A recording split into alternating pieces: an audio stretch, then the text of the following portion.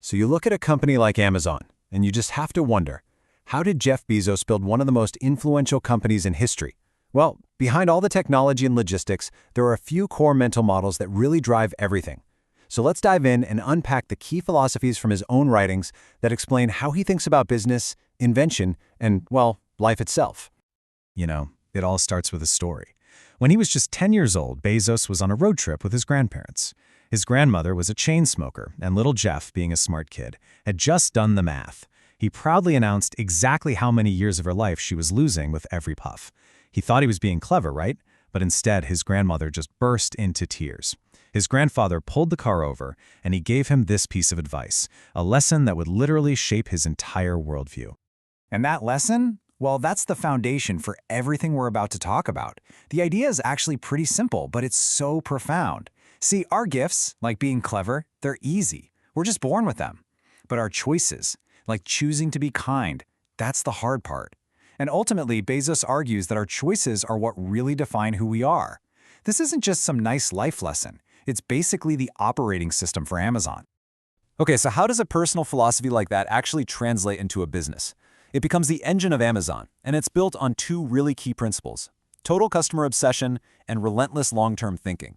And these aren't just buzzwords, believe me. They power a very specific, self-reinforcing machine. This is where that philosophy really starts to click into place. Think about it.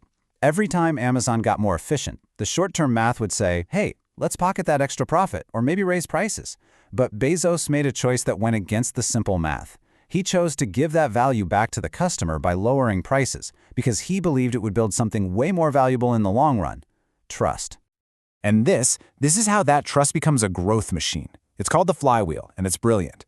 Lower prices bring in more customers. Okay, makes sense. More customers attract more third-party sellers who want to reach that audience.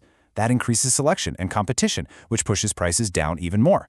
Plus, it spreads Amazon's fixed costs like warehouses over way more sales, letting them lower prices. Again, you see? Each step just powers the next, making the flywheel spin faster and faster. And the result of that flywheel? It is just staggering.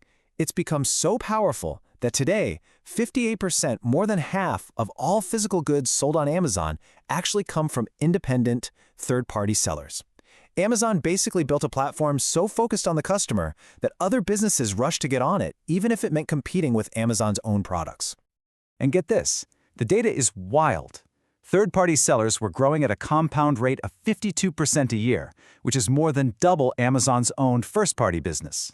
In Bezos' own words, third-party sellers are kicking our first-party butt. And for him, that wasn't a problem at all. It was proof that the customer-obsessed flywheel was working exactly like it was supposed to. But here's the challenge. How do you keep a gigantic company from becoming slow and lazy? How do you keep that flywheel spinning with energy? For Bezos, the answer is a cultural obsession he calls Day One. Day One is all about the mindset of a brand new company. It means every single day you wake up and operate with the energy, the urgency, and the absolute focus on the customer that a startup has when it's fighting for its life. It's about making decisions fast, experimenting all the time, and never, ever getting comfortable. And the contrast he paints couldn't be more stark. Day one is all about that customer obsession and speed. Day two is what happens when you get complacent.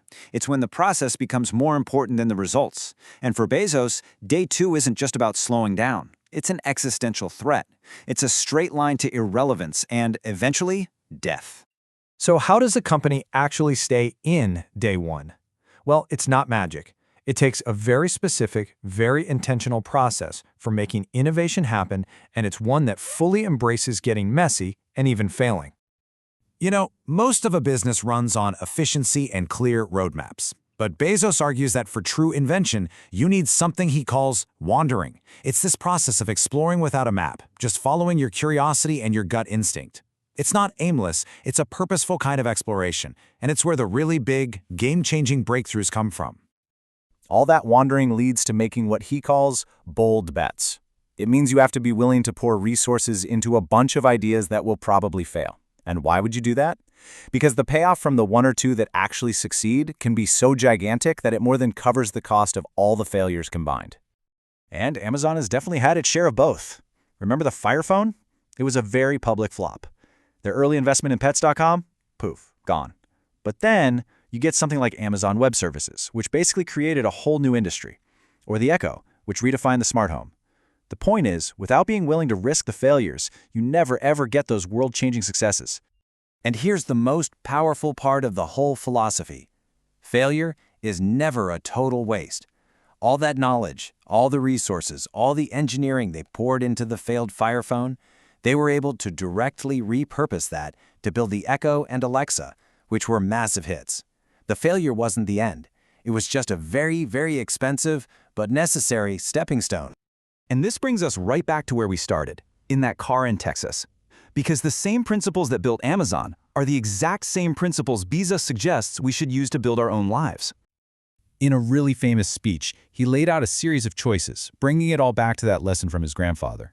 And the first question he asks is the most fundamental one. How are you going to use your gifts? And then he asks this, are you going to do what everyone expects you to do, or are you going to forge your own path?